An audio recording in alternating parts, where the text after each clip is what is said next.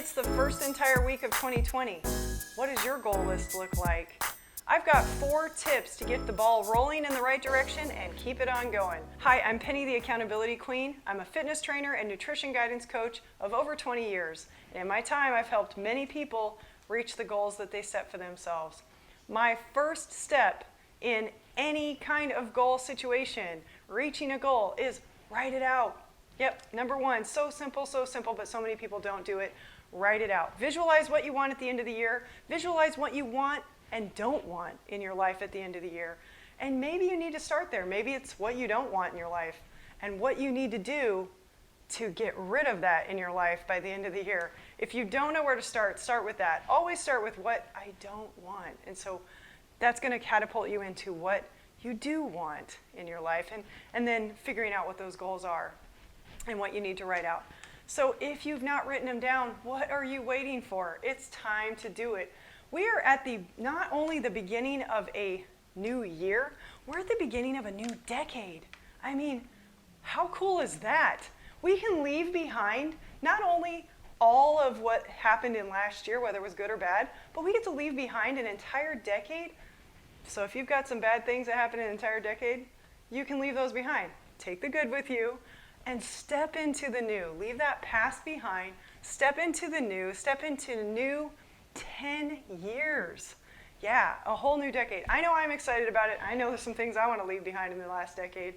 And there's some amazing things that happen that I get to take with me into the new decade. So start there. You've got to start with, what is it that you see yourself doing? What accomplishments do you want to have achieved? Who is it that you want to help? Who is it, when you fast forward 1, 5, or 10 years, what accomplishments have you achieved? Who have you helped along the way?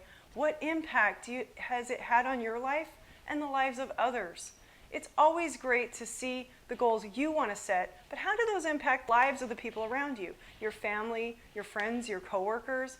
You know, when you think about goals, also think about that community and who you affect when you change your lifestyle. And after you decide what you want to achieve by writing those goals down, it's time to assess the situation. That is step 2. What's going to stand in your way of achieving the goals that you set? What obstacles are you going to have to overcome to reach those goals? So you need to kind of write some of those things out. Assess the situation. Write out some things and some pitfalls you see along the way. I know we all face resistance in different ways, and I will do a video on facing resistance along the way. That is one coming up. Hint, hint. All right, but just remember, you've got to write out the goals. Then step 2 is assess the situation. And step 3, create a strategy after that. Create a strategy. Start with the things that feel attainable. Start with baby steps. Start with small things. Start with the little things and move on from there. But you've got to create a strategy now. From here, what's a month look like? What's 3 months look like? What's 6, 9, and a year? So what do those things look like? What things do you feel like you're going to encounter that are going to be maybe even strongholds in your life that you're going to have to overcome? And finally, take action. And take action today. I mean, write out your goals. Start with something small and start today. Start to feel that sense of accomplishment. Let your mind, the back of your mind, start to talk to the front of your mind. The back of your mind is your habit area. The front of your mind is your more reasoning. That's going to tell you, oh no, don't change that habit because you're stuck with what's already a habit right now. It's going to be the hardest in the beginning. It is always the hardest to make massive change in the beginning because your mind is going to be playing tricks on you saying, nope, that feels out of my comfort zone. Nope, let's just stay here in this habit. And guess what? That's going to keep you stuck. That's going to keep you stuck at 100 pounds overweight, 50 pounds overweight, 20 pounds overweight. It's going to keep you stuck at a job you don't like.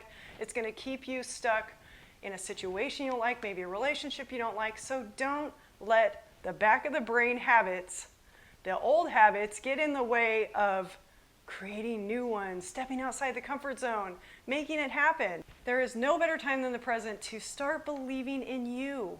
And belief begins with you. You can't blame anybody else. You can't point fingers. You can't blame a situation if you're going to allow it to hold you captive and hold you down and keep you in one spot. Those are my 4 steps to get the ball rolling and keep it on going. I hope you found this information helpful. If so, consider subscribing. I'm going to be making more videos at least once a week. So please like, share it with anybody who you know needs some encouragement. Hit the bell if you want notifications each time I post a video each week. And thank you for joining me, and thank you for being here. Thank you for your support. God bless. Until next time, remember to live it well.